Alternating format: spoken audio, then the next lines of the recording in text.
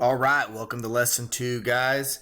Hey, look, make sure you pause so you can copy down the information and then listen to me explain it. All right, let's get started. We're going to be writing into page 9 on our interactive notebook for today's video. Okay, so let's go ahead and pause, and I want you to copy this all down. Make sure you get your 3 graphs in. Okay, now that you've copied this whole thing down, let's talk about what we have going on here. All right, so just like with our number lines, we have solid and dashed lines here. A solid line is representing, or a solid graph is representing like a closed circle. Dashes represent an open circle. So when we actually graph our shape, that's going to be considered a boundary, because we're going to be shading on some side of it, and it's going to stop at that boundary. So the very first graph we have is the parabola. The y is greater than x squared plus 3. So the x squared plus 3 is this parabola, and it's dashed because it's only a greater than symbol. And it says that y is greater. So the way we decide where we're going to shade is we always understand that greater means it's on the top. So I always think about rain. When it's raining, if it's raining straight down, where's the water going to hit? That's the greater part. So if it's raining straight down, water is going to collect inside this parabola. So the greater part is inside of it. So that's shaded. And then when we get to the line, the boundary line for this one is solid. And on this one, we shaded underneath it because it was less than. And it's solid because of the equal to part. Now, when you do a system, you need to merge these together. And what happens is there is a shared shaded part.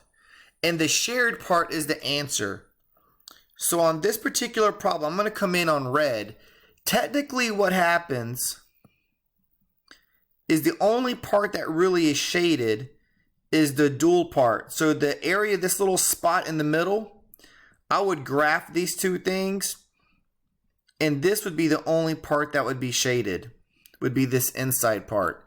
You wouldn't even see that little black part on the top wouldn't be colored in, and the little green on the bottom would not be there. You would only see what's shaded here in the red in the middle, because that's the only shared part.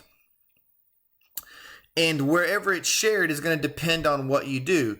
So if this problem would have said greater than on the line, we would have actually been shading in that little gray area, because that would have been the only shared part, because it would have been above the line and above the parabola.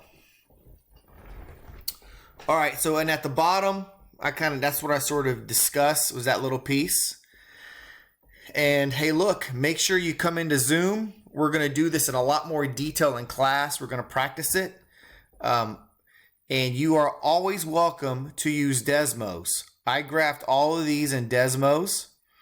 And Desmos is going to graph the whole thing. And all you're going to have to do is just color in the one part that's shared. So you don't ever have to freak out about this. Remember, you do have your Desmos. So all these points. And the way you can test if you're correct is you can pick any point that's in that shaded area and plug those X, Y's, and it should work on both problems. If it works on both, you shaded the correct spot. All right, this is our work. For this assignment, you got an ebook assignment, 2 problems. There is a Google slide about writing inequalities of graphs. So what happens is I've given you the graphs, and you've got to write the inequalities from them. So it's backwards. And then we are doing an exit ticket for lesson 2. So that's going to be a Google form. You just fill that baby out. It's got 2 problems on it, and it's based off of stuff we did last class. And I will review that in Zoom as well. Hey, you guys take care. Stay safe on the weekend.